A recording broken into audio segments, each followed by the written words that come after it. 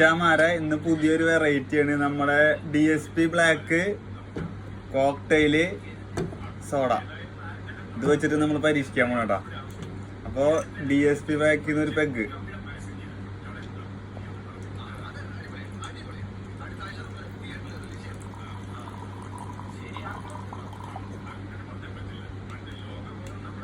അതിനുശേഷം നമ്മുടെ കോക്ടെയിലിന്ന് ഒരു ഹാഫ്, അതിനുശേഷം ഒന്ന് ഇളക്കുക.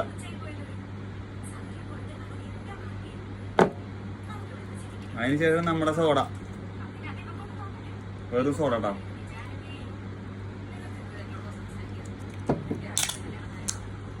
നീട്ടി ഒഴിക്കുക.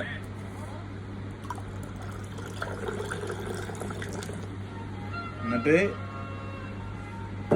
വെയിറ്റ് ചെയ്യുക.